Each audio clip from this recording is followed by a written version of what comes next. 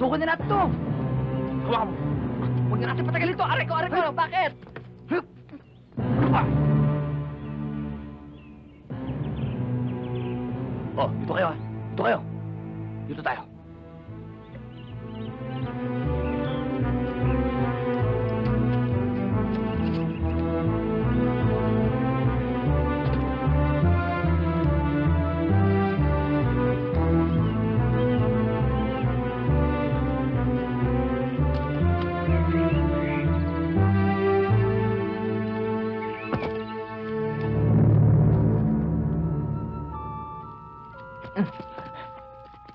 Tago! Yuko!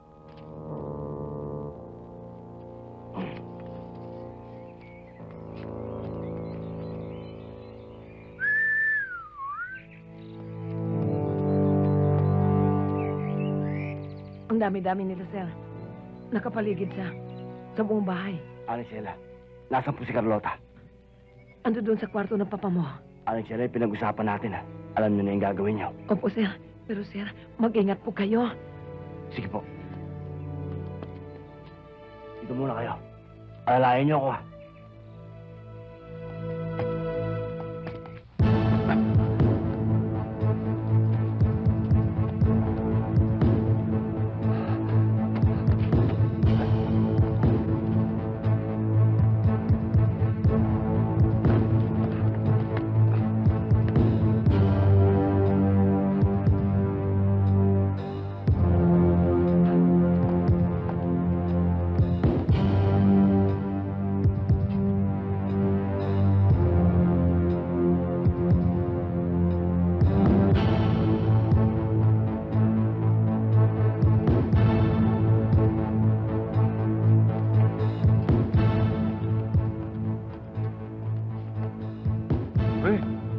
Ayusin mo. Uuwi Pupunta na ni ko eh. Ako naman reklamo.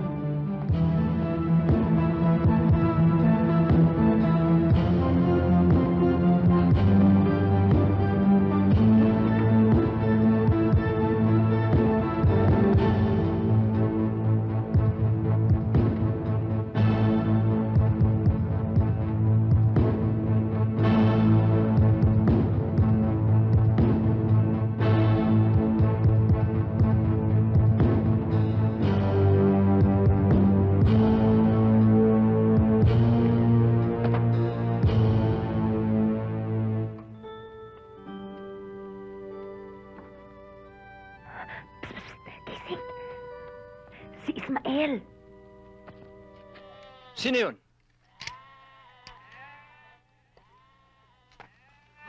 Si Utol! Ayan, Pekto. Harapin mo ngayon. Ayan.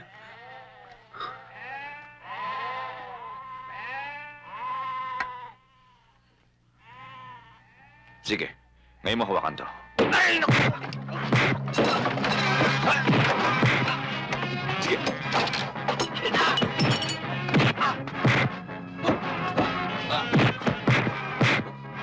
Pasok!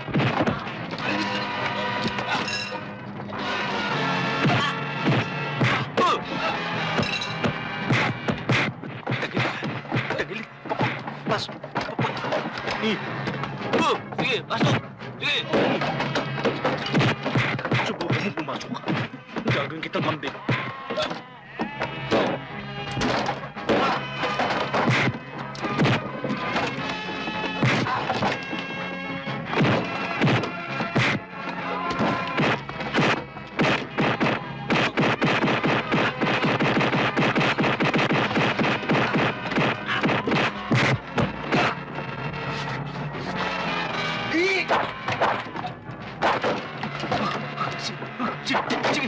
Sige, sandal mo rito. Sasaksakin ko. Naku, muntik na ako. Naku, makasal. Gagawin kita kambing. Sige. Ay, naku.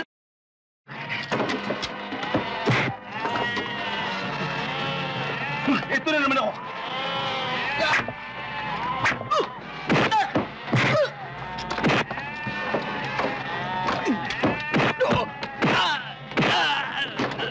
Utol, liyo ako na, Utol. Nagkatapang-tapangan.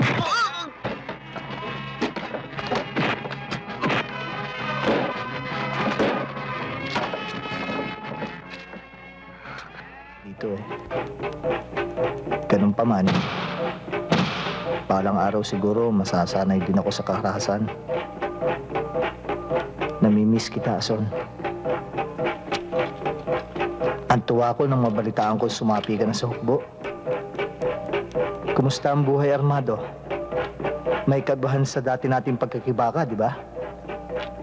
Ganun pa man, paglilingkod pa rin ito sa masa. At yan ang pinakamahalaga sa lahat.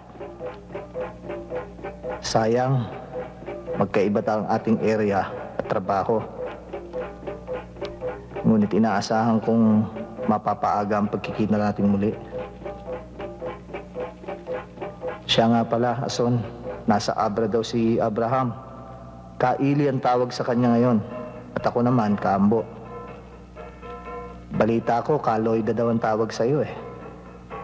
Sa bagay, kahit ano pa, hindi magbabago ang damdamin ko para sa'yo.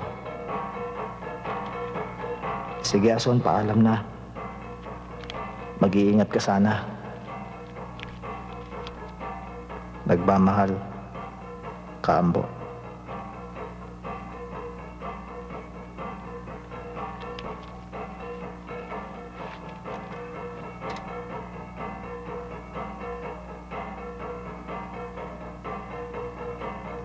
Talagang ganyan lang, Bok.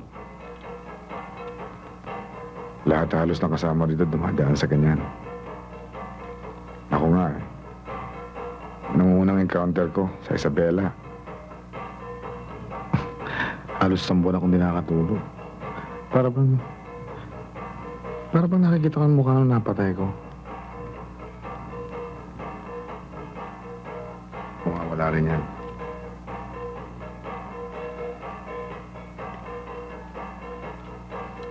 Ama, maraming salamat.